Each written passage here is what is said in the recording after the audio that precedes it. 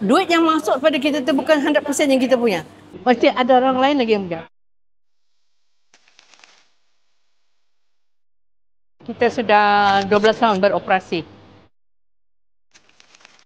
Alhamdulillah, dengan support kawan-kawan, orang awam, kita masih lagi bertahan. Walaupun ada up and down of the business. Biasa business InsyaAllah. Tapi kita boleh atasi lah insyaAllah.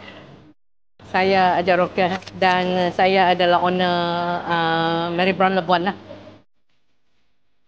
Masa kita first starting buat bisnes ni, kita hanya bayar sikit lah. Yang mana yang kita mampu tu, kita bagi. Okay. Tapi as years goes by, kita tambah juga.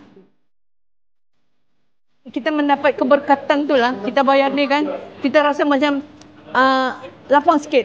Ada keberkatan dari yang lain. Kita dapat ni, kita bagi.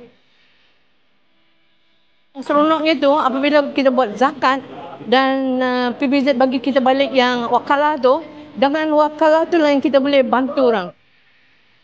Macam Labuan agak susah untuk dapatkan perkhidmatan perubatan, dan kita terpaksa hantar orang pergi ke Kota Kinabalu. Dan kalau ke Kota Kinabalu, dia memerlukan kos kewangan yang banyak. Jadi kita boleh bantu keluarga ni untuk bidang kos operasi. So saya rasa apabila saya boleh bantu keluarga ni, saya rasa Alhamdulillah kita selesa sangat. Dan di mana saya cakap, kita merasalah kesusahan diorang dengan apa yang kita ada ni. Dulu pun saya daripada kecil-kecil ni, kita bayar je sikit. Mana yang kita mampu, kita bayar. Duit yang masuk pada kita tu bukan 100% yang kita punya. Mesti ada orang lain lagi yang punya. So apabila kita bagi kepada yang pembayar zakat ni, keberkatan tu ada daripada kita. Bagi saya, apabila saya mampu bayar zakat, saya rasa ringan sikit. Macam ada keberkatan daripada Allah Subhanahu Wa Taala lah untuk saya boleh. Definitely saya tidak boleh membantu orang kata, saya bantu kamu ni dengan duit saya, memang tak boleh. Tapi dengan saya bagi kepada PBZ boleh kembangkan lagi bantuan saya itu kepada yang lain yang memerlukan. Alhamdulillah.